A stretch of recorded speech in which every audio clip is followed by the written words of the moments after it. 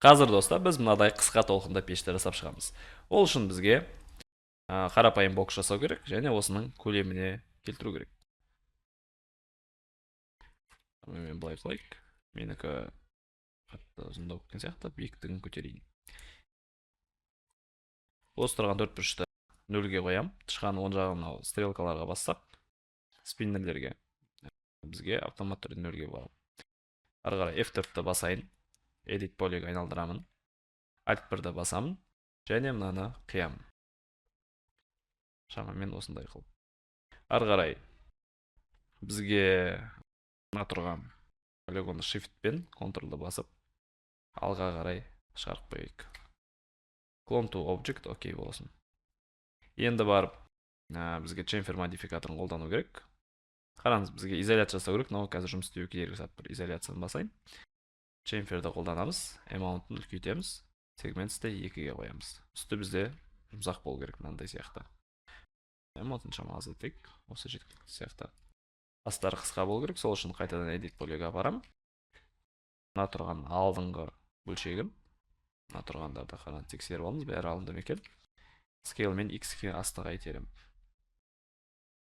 Мына тұрған астыларын Z бойынша итерем. Сонда бізде мынадай формаға келді. Енді барып, мына тұрған ішкі бөлшегі бар ғой, соны Shift-ті басып тұрам, X пен артқа қарай жылжытам.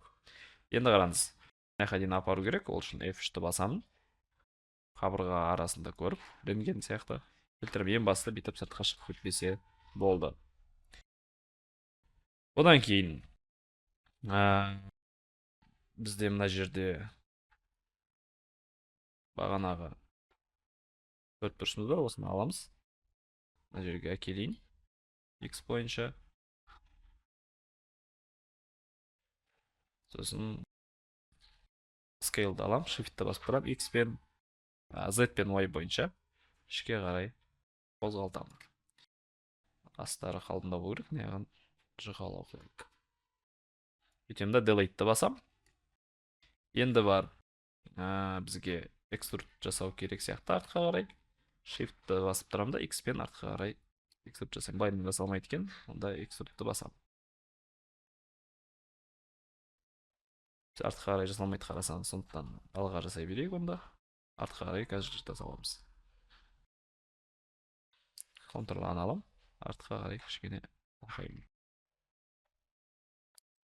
Мына тұрғандарды былайдан жылжытайық. Alt 1-ді басайын, шамалы тұрған сызықтарды шығарайық. Өйткені бізде қазір турбосымыз қолданған кезде жұмсақ болу керек. Ары қарай мына тұрған екеуін алайын. Осыны жұмсартуымыз керек. Chamferді басамын. Сегментсін 2-ге алмастырамын. Қараңыз, мынаған шамалы келтіруіміз керек. Мен келген сияқты. Аларға да chamfer қолданамыз. Өйткені қазір жұмсартқан кезде бізде шықпай қалуы мүмкін. Сегментті мен ойша 1-ге қойып, кішкене ғана отступ беруіміз керек.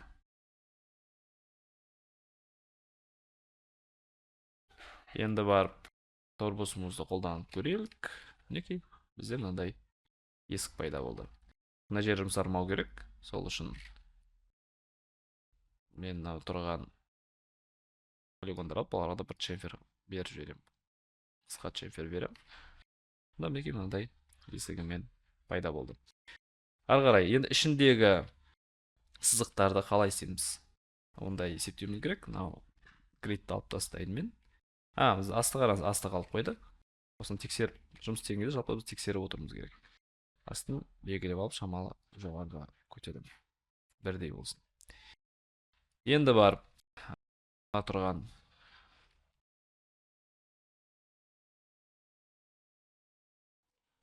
полигонды аламын. Мына тұрған ішіндегі біз қоятын тұрақты жасауымыз керек. Ол үшін Ctrl-Shift-ті басам. Тартамын былай қарай. Clone to Object бісек элемент тұрды. Clone to Object-ке басайын. Енді бөлек объектке айналды. Shift-ті басамыз. Тағы да тартамыз. Сонда бізде мына екі бөлек элементке айналды. Қарайық, мына мен түсін қараға өзгерте салайын.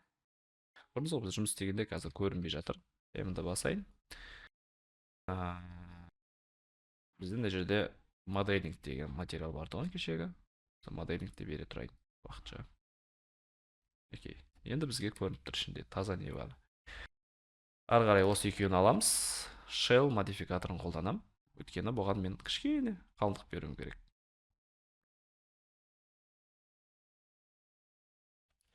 Бұларға қалыңдық бердік. Енді мына жерден мына бұрағыштарын жасауымыз керек. Ол үшін бізге цилиндрді басып, мына жақтан екі цилиндр жасап шығуымыз керек. Цилиндрдің параметрлері 12 болса жетеді. Height segments 1, cap segments 2 болса жақсы. Астыға түсіреміз. Мына жерге кішкене чемфер бере салайықшы. Астындағы min angle-ы қараңыз, бізге мына жақтарына берілген керек емес, сол үшін min angle-ы азайтамын. Көбейтемін кішкене. Тек мына беттеріне берілсе жеткілікті. Осыған турбосымыз қолдансақ, мінекей әдемі бізде нұсқа пайда болып тұрайтын. Копиясын жасаймын. Енді барып бізге аяғын жасау керек. Аяғын білесіздер қалай жасау керектігін. Мына цилиндр жасаймыз. Кішкене ғана цилиндр үлкейтеміз.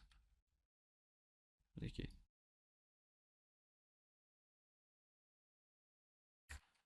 Ары қарай енді бұның клон жасау керек. Ол үшін мен мына төртбұрышты аламын. Effect pivot only center to object деп басамын. Енді барып мынаны аламын.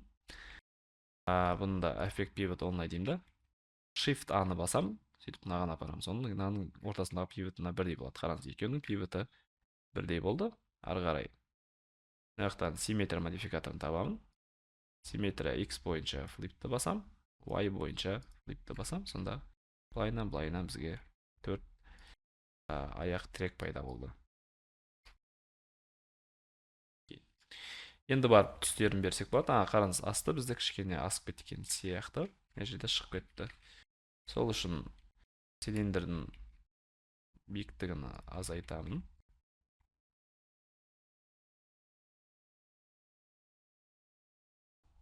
Осы бізде жеткілікті болады. Енді түстерін беріп шығайық.